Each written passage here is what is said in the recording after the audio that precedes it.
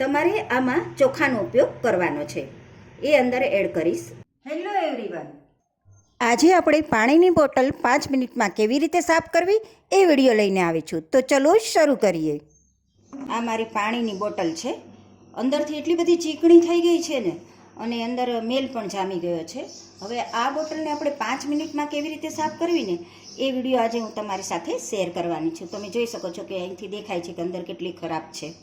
હવે આ બોટલમાં તમને આજે હું એક ટ્રીક બતાવી રહી છું, તો મારો વિડીયો જરા પણ સ્કીપ ન કરતા હો.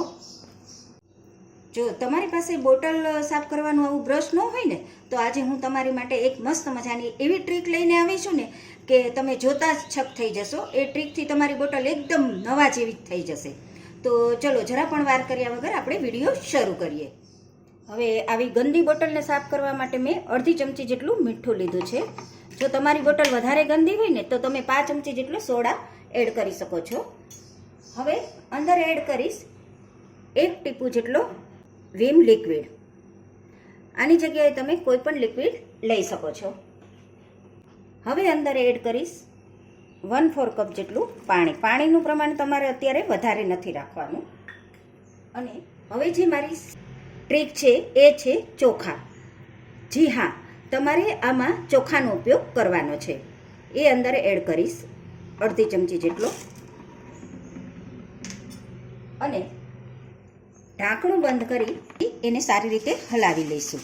ચોખા નાખવાથી અંદર જે મેલ જામ્યો હશે એ નીકળી જશે, એટલે આ વાતનું ખાસ તમારે ધ્યાન રાખવાનું છે. જો તમારી પાસે બોટલ સાફ કરવાનું બ્રશ ન હોય ને તો તમે આનો ઉપયોગ કરી શકો છો. હવે 5 મિનિટ માટે છોડી દઈશું. હવે 5 મિનિટ થઈ ગઈ છે.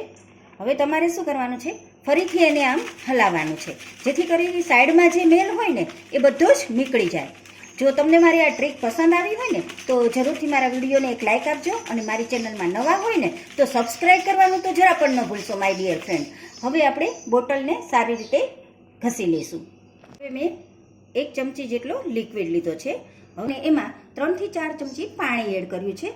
હવે આમાં આપણે આ સ્ક્રોચ બ્રાઇટ લેવાનું છે, અને પછી આપણે બોટલને સારી રીતે ઘસી લઈશું. હવે આવી રીતે તમારે બોટલને ઘસી લેવાની છે, જરા પણ વાર નહીં લાગે. જો તમે મીઠાનો ઉપયોગ કરશો ને તમારી બોટલ એકદમ નવા જેવી થઈ જશે. અને હા, તમે છોકરાઓને વોટર બેગ આપતા હોય ને તો એને પણ આવી રીતે મીઠું નાખીને ઘસી શકો છો, જેથી કરી અંદરથી વાસ પણ નહીં આવે અને બોટલ તમારી એકદમ નવી ચકચકાટ થઈ જશે. જુઓ કેટલી શાઇનિંગ આવી ગઈ ને. જરૂરથી મારી આ ટ્રીકને ફોલો કરજો હો ને માય ડિયર ફ્રેન્ડ. હવે આપણે બોટલને સારી રીતે ધોઈ લઈશું. આવી રીતે તમારે બોટલને ધોઈ લેવાની છે. બોટલ સરસ રીતે ધોવાઈ ગઈ છે.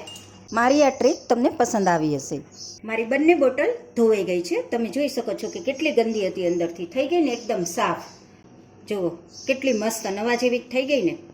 તો હવે હું તમને મળીશ મસ્ત મજાના નવા વિડીયોની સાથે. Bye bye.